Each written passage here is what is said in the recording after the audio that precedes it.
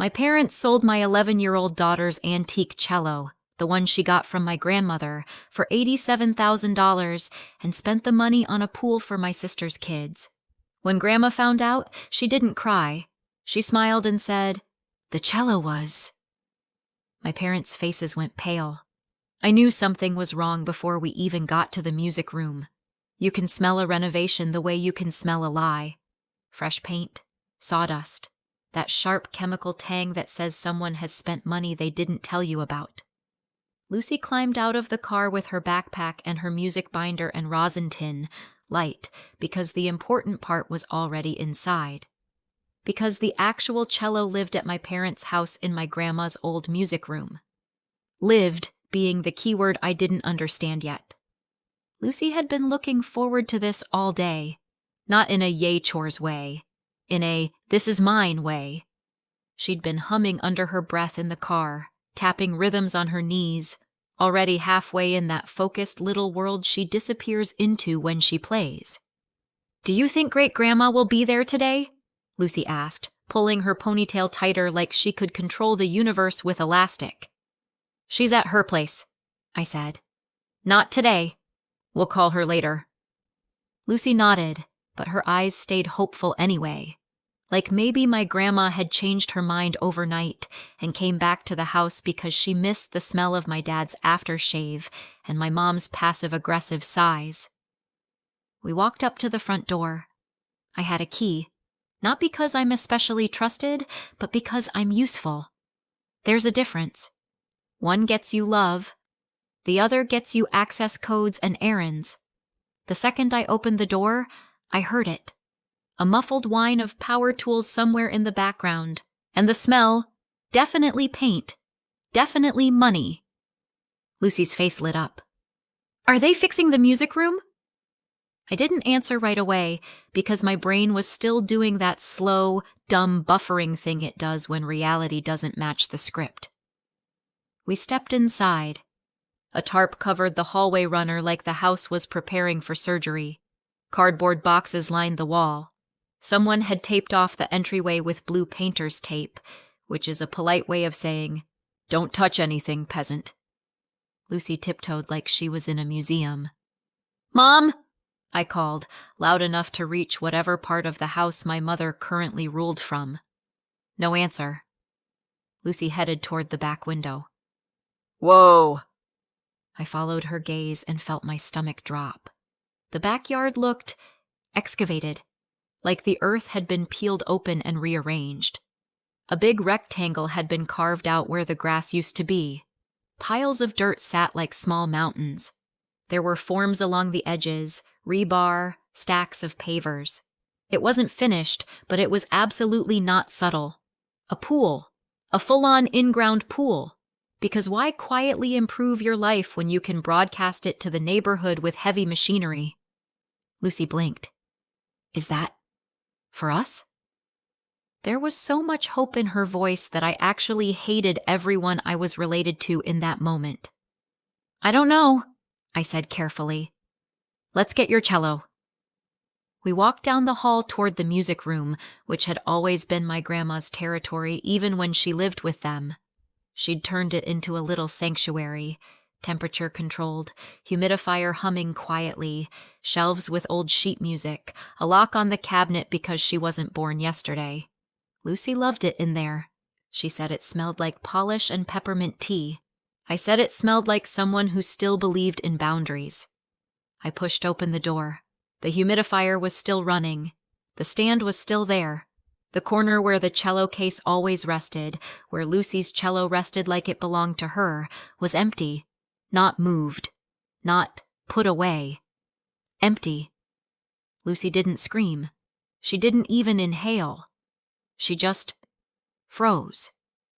Then she walked to the corner, slowly, like she was approaching an animal that might bite. She looked down at the spot, looked up at the shelf, looked behind the chair like maybe it had fallen and no one had noticed for several days. Then she turned to me. "Did Great-Grandma change her mind?" she asked, voice small and careful, like she was trying not to disturb the air. My throat tightened. "No," Lucy swallowed. Then where is it?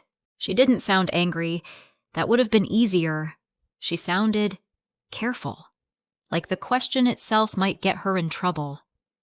Her fingers drifted to the edge of the stand like she expected to feel the cello there. Wood, weight, something real. And when there was nothing, she pulled her hand back fast, like she'd touched a hot stove. Her eyes got glossy, but she didn't let anything fall.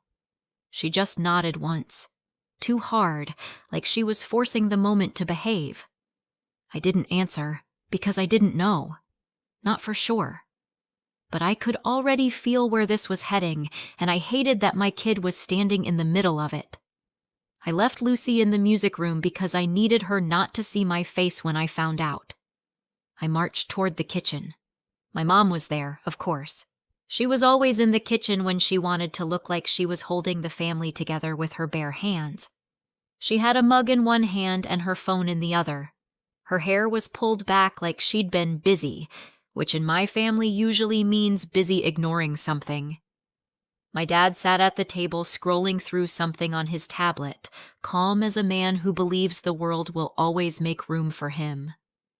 My sister Rachel was perched on a stool, sipping something green and expensive looking. She didn't look up when I walked in. She barely ever did. "Where's Lucy's cello?" I asked. My mom blinked slowly like she was confused why I'd bring up something inconvenient during her morning coffee. "Good morning to you too, Emily," she said. I stared at her. My dad sighed. "What's the problem now?" I could feel my heart doing that annoying thing where it tries to climb out of my chest and find a quieter family. "Lucy's cello," I repeated. "Where is it?" Rachel snorted without looking up. "Oh, please!" My mom took a sip of her coffee. "Your father handled it." Handled it. That phrase is like a red flag printed in cursive. "Handled it how?" I said. My dad finally looked up.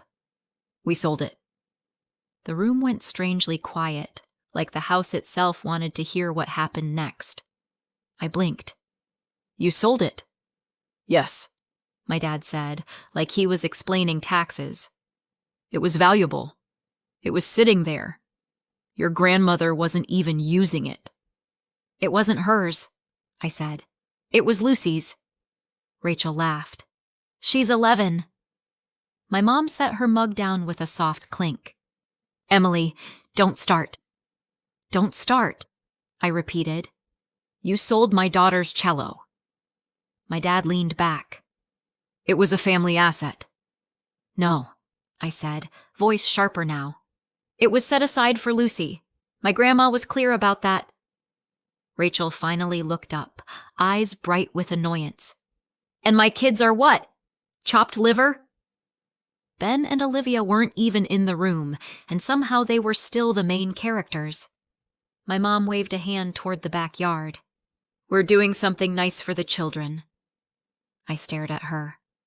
"The children," she said again, like she expected a round of applause. "Ben and Olivia deserve space. They deserve—" "And Lucy doesn't?" I said. My dad rubbed his forehead, already tired of me being a person. "Lucy will be fine with a student cello. You can rent one. Plenty of kids do." Lucy will be fine. That's my family's favorite prayer. It means, we did what we wanted, and we're not dealing with your feelings. I could feel my hands shaking. I forced them still on the counter. "Where is it?" I asked, quieter now. "Who did you sell it to?" My dad shrugged. "A guy. Collector. Paid by wire. Quick sale." Of course. My mom's eyes sharpened. "And before you get any ideas, you are not telling your grandmother." I stared at her. "She doesn't need stress," my mom said, voice clipped. "She's settling in at her facility. Professionals are taking care of her. Let her have peace." "You mean, let you have peace," I said. My dad's expression hardened. "Don't make this about you." I laughed once, sharp and humorless. "It's about my kid."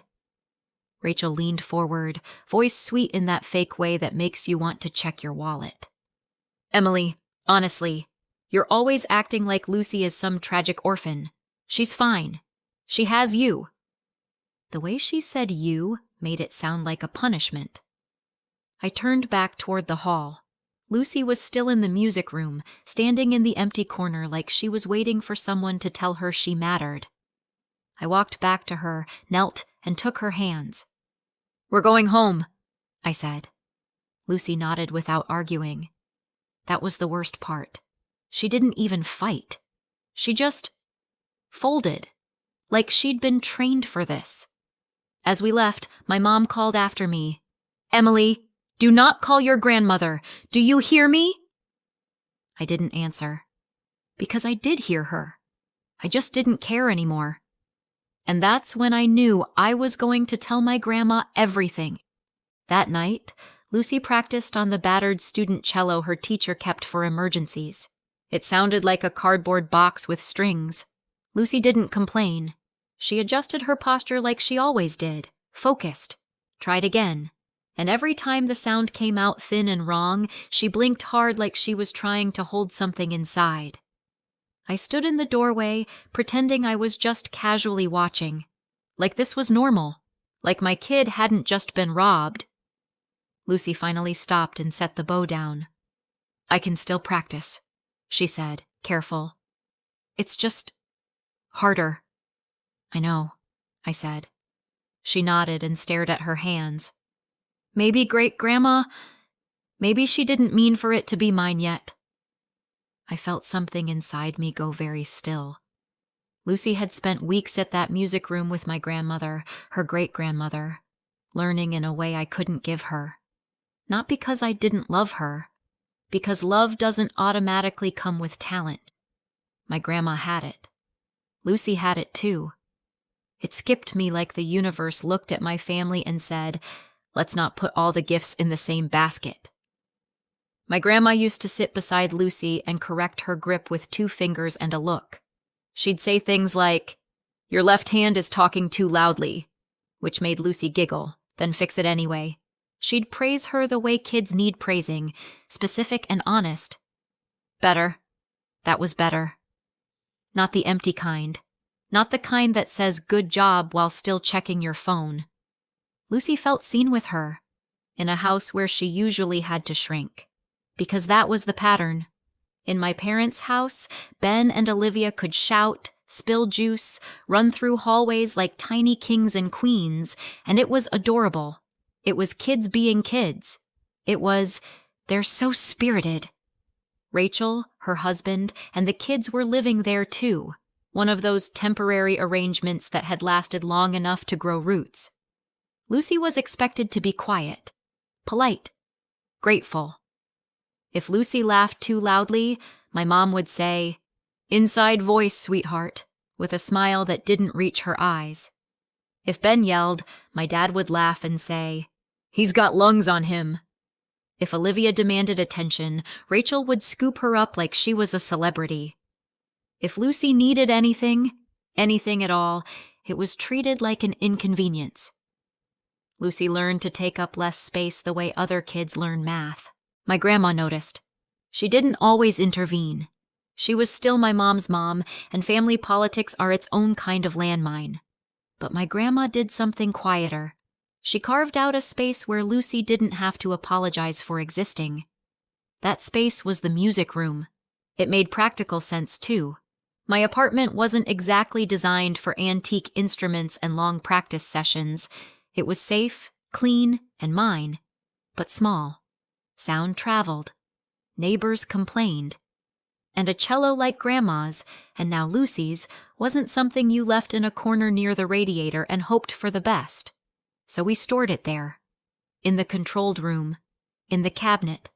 With the little humidifier humming like a promise. And my grandma had been careful. Not just emotionally careful, paperwork careful. She'd had the cello appraised, photographed, documented.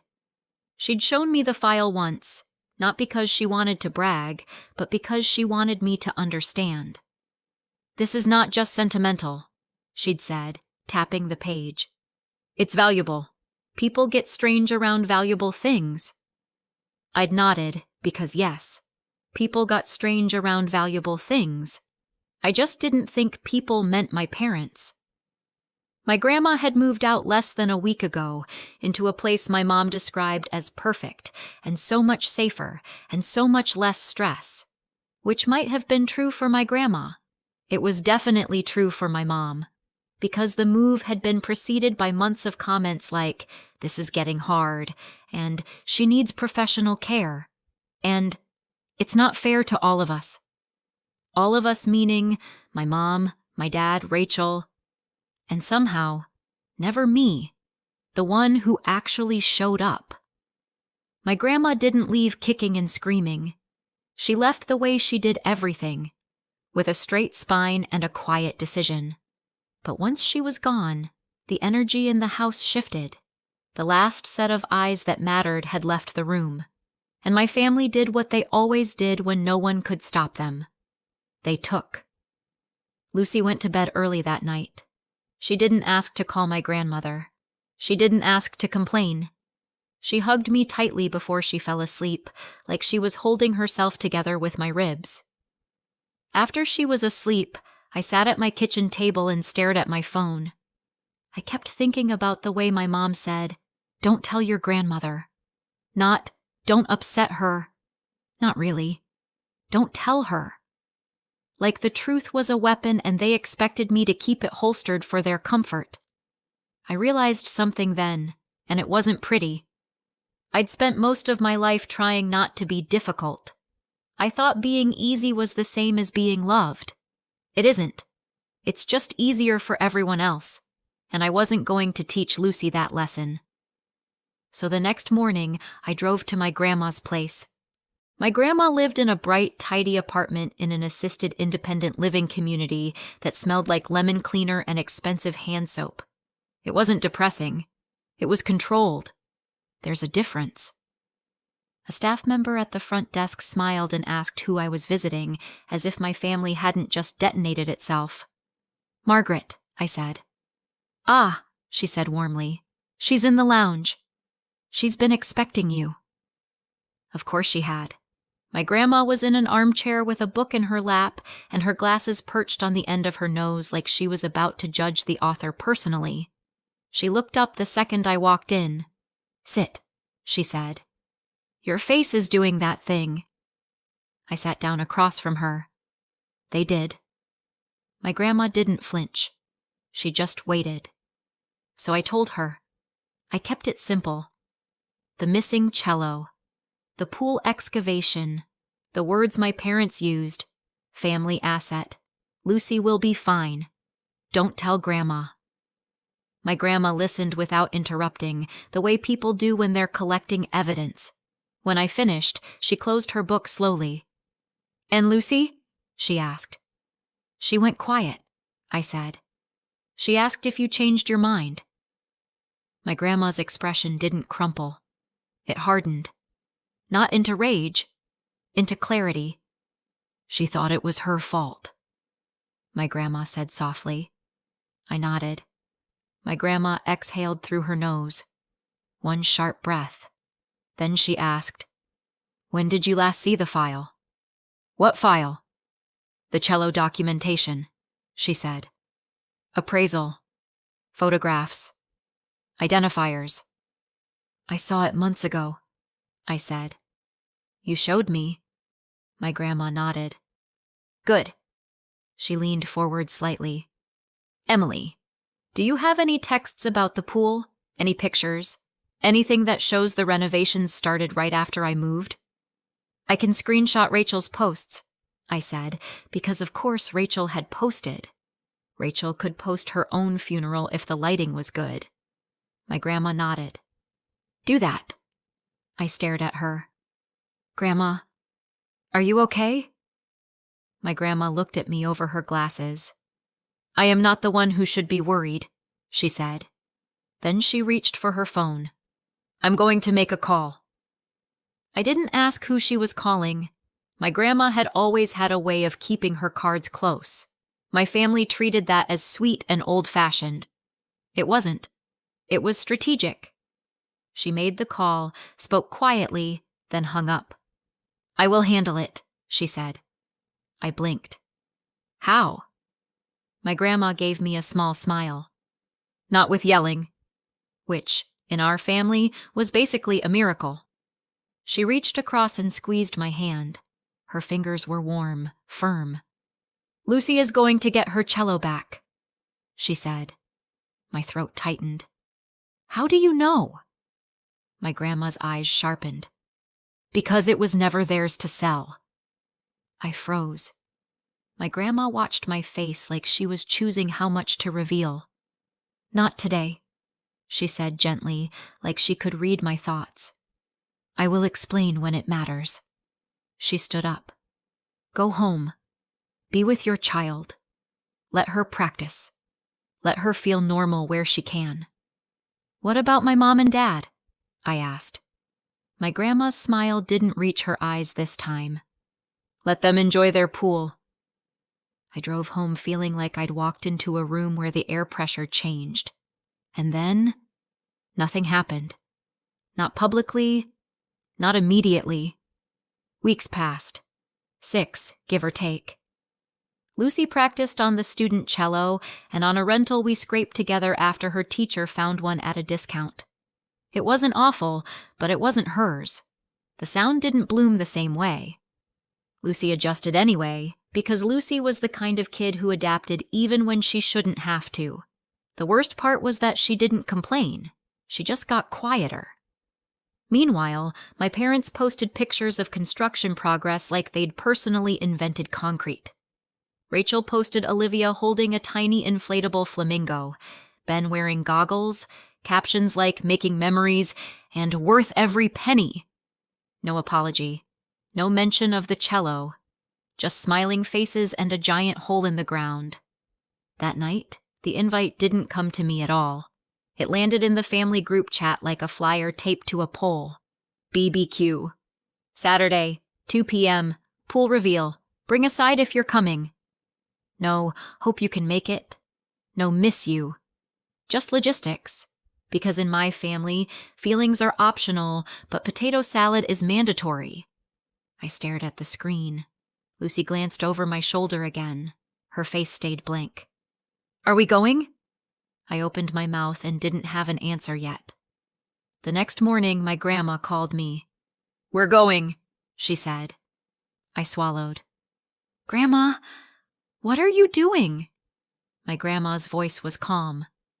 "I'm doing what I should have done earlier." I started to ask more, but she cut me off.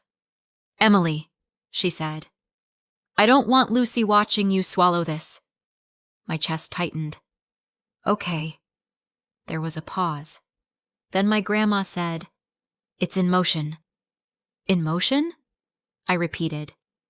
"The cello," she said. My heart kicked. "What do you mean?" She just smiled and said, "You will find out soon enough." Saturday was hot in that oppressive way that makes you feel like you're breathing through a wet towel. Perfect pool weather. Perfect "look how great we're doing" weather. Lucy wore her swimsuit under her clothes because she's 11 and Hope is stubborn. She didn't talk much on the drive over. Neither did I. When we pulled up to the house, cars lined the street. People I recognized from holidays. Aunts, uncles, cousins, neighbors. The kind of crowd my family loved because it made them feel important. The backyard looked like a brochure. Blue water shimmered under the sun. The stone deck was spotless. The pergola had string lights like they'd watched one home improvement show and decided they were experts. Ben was already in the pool, splashing like a tiny shark. Olivia sat on a float with sunglasses on, because of course she did. Rachel was holding a drink and laughing loudly at something someone said, like she was hosting a talk show. My mom stood near the grill with that "I am the matriarch" posture she practiced in mirrors. My dad hovered nearby, smiling like a man whose life choices had just been validated by chlorine. And then Lucy and I walked in. My mom's smile flickered. Just a little. Not because she was surprised we came, because she was irritated we had the audacity. "Emily," she said, bright and fake, "you made it." "Hi, Mom," I said. Rachel looked Lucy up and down. "Hey." Lucy nodded politely, quietly, like she'd been trained. Ben cannonballed. Everyone laughed. Olivia squealed. Rachel beamed. Lucy stood beside me with her towel folded carefully in her hands like she didn't know where to put herself. I watched her eyes drift over the pool, over the pergola, over the new loungers, over what her cello had turned into. Lucy swallowed hard. I put my hand on her shoulder. She leaned into it without looking at me. That's when I knew I wasn't here for revenge. I was here because my kid deserved to see what happens when you don't let people take from you and then demand gratitude. My dad clapped his hands. "All right, everyone, food's almost ready." My mom laughed. "And before we eat, we just want to say, this has been a long time coming. We're so happy to finally have a backyard the kids can really enjoy." Applause. Rachel raised her glass. "To family," she said. Applause again. Lucy's fingers tightened around her towel. Then someone said, "Where's Margaret? Isn't she coming?" My mom's smile tightened. "She's busy," she said quickly. Right on cue, the gate clicked. I turned. My grandma walked in.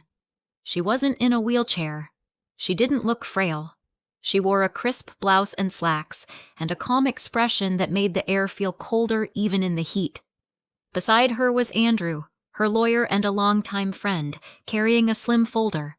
The backyard went quiet in that way crowds do when they sense a shift, but don't know what kind yet. My mom's face went pale. My dad's smile froze. Rachel's mouth opened slightly, then closed. My grandma stepped forward, eyes sweeping over the pool like she was assessing a poorly done paint job. "Well," she said pleasantly, "you've been busy." My mom forced a laugh. "Mom, this is a party." "I know," my grandma said. "That's why I came." She looked at me, then at Lucy. Lucy straightened a little, like her spine recognized safety. My grandma's gaze softened for a split second. Then she looked back at my parents. "I heard you sold the cello," my grandma said. My mom's lips pressed together. "We didn't want to upset you." My grandma held up a hand. "You didn't want consequences." The word hit like a stone dropped into water. My dad cleared his throat. "Let's talk about this privately." My grandma smiled, and it was not a warm smile. "Oh, Thomas," she said, "you've had plenty of private time." A nervous chuckle rippled through the crowd. Someone shifted their drink from one hand to the other. Someone else pretended to look at the grill. My grandma turned slightly, addressing the backyard the way you might address a room full of people at a small-town meeting. "I won't keep you long," she said. "I know you're here to swim." Rachel snapped. "This is insane!" My grandma ignored her. She looked straight at my parents and said calmly, "The cello was." Everyone leaned in, even if they tried not to. "Held in trust for Lucy." The silence that followed was so sharp it felt like glass. My mom blinked. "What?" my grandma continued, voice even. "I am the trustee. Lucy is the beneficiary. That cello was not a family asset. It was not yours to sell." My dad stared at her like she'd suddenly started speaking another language. Rachel's face flushed. "You can't." My grandma's eyes flicked to Rachel. "I can." Andrew stepped forward quietly and opened the folder. My grandma didn't look at him. She didn't need to. She kept her gaze on my parents because she wanted them to feel it. "I documented that instrument," she said. "Appraisal, photographs, serial identifiers, insurance, the works. Because I've been alive a long time, and I've met people." She paused. "Apparently, I'm related to some of them." A few people snorted. Dry humor does that. It slips under the skin while everyone is still deciding if they're allowed to laugh. My mom's voice shook. We didn't know anything about a trust. My grandma nodded. Correct. You didn't. My dad finally found his voice. Where is it? My grandma's smile returned. Safe. Lucy's head snapped up. My grandma looked at her. It was recovered this morning, after Andrew made a few calls and filed the report. Lucy's breath caught. Not a sob. Not a scream. Just a small sound like relief trying to escape. My grandma turned back to my parents. You sold something you did not own. You took the money, and you put it into... She gestured lazily at the pool. This. Rachel snapped. It's for the kids! My grandma's gaze sharpened. Lucy is a kid. Rachel's mouth opened, closed. She looked at Ben and Olivia splashing happily, like she wanted them to be a shield. They weren't. Andrew cleared his throat gently. Margaret, he said quietly. My grandma nodded slightly. Andrew stepped toward my parents and Rachel. I have documents for you. My mom stepped back. No! Andrew didn't raise his voice. He didn't have to. He held out the papers like a waiter offering a check no one wants to see. Notice to vacate, he said calmly. 60 days. My mom stared at the papers like they were poisonous. My dad's face went from pale to gray. Rachel's voice went shrill. You're kicking us out? My grandma tilted her head. You're acting surprised. That's the part I don't understand. My mom's hands shook. Mom, you can't do this. This is my home.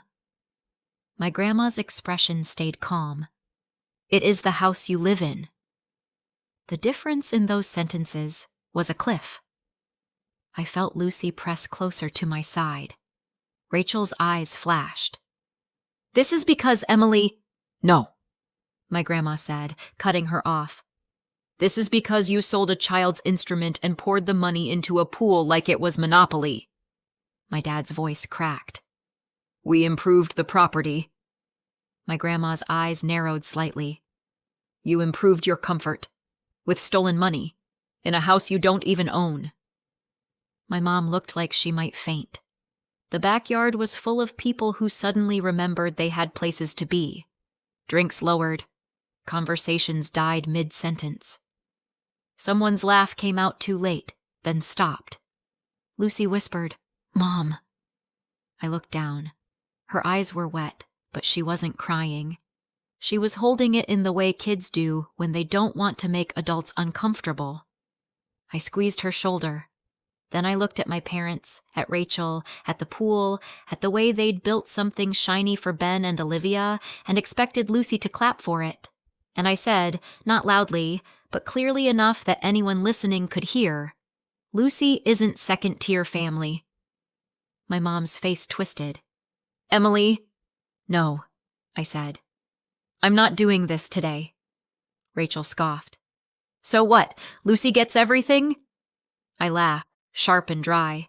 She was getting a cello. My grandma took a step toward Lucy. Her voice softened. Sweetheart, you didn't lose it. It was taken.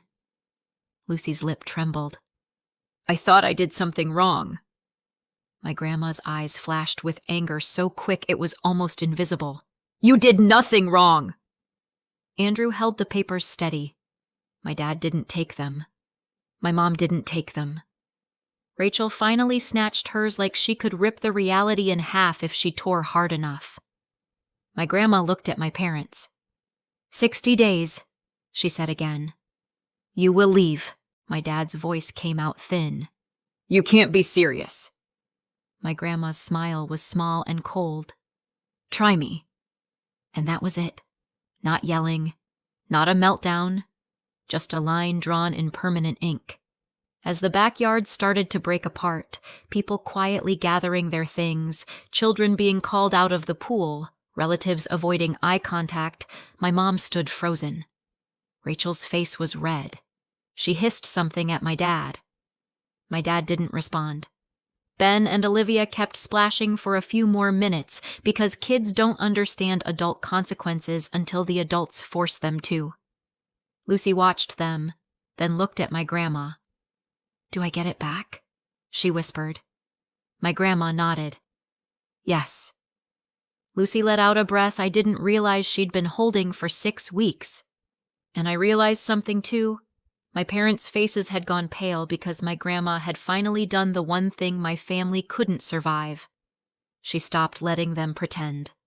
Lucy got her cello back.